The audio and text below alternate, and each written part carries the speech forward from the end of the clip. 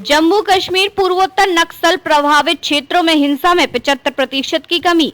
माओवाद को लेकर बोले अमित शाह। केंद्रीय गृह मंत्री अमित शाह ने शनिवार को कहा कि प्रधानमंत्री नरेंद्र मोदी के नेतृत्व वाली सरकार के 10 वर्षों में देश के 3 संवेदनशील क्षेत्रों जम्मू कश्मीर, पूर्वोत्तर और नक्सल प्रभावित क्षेत्रों में हिंसा में 75% की कमी आई है। शाह ने यह भी कहा कि माओवाद को 31 मार्च 2026 तक समाप्त कर दिया जाएगा और आतंकवाद के खिलाफ जीरो टॉलरेंस नीति अपनाई गई है।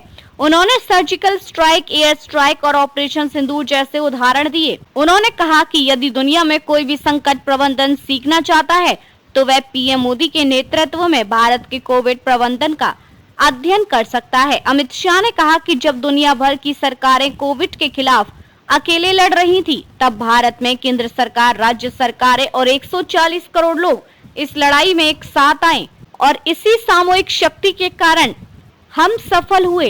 ये मोदी के मजबूत नेतृत्व के कारण ही संभव हुआ। शाह ने मोदी के कार्य करने के तरीके पर भी चर्चा की। आगे कहा, कैबिनेट में चर्चा के दौरान प्रधानमंत्री कभी भी किसी निर्णय को प्रभावित नहीं करते।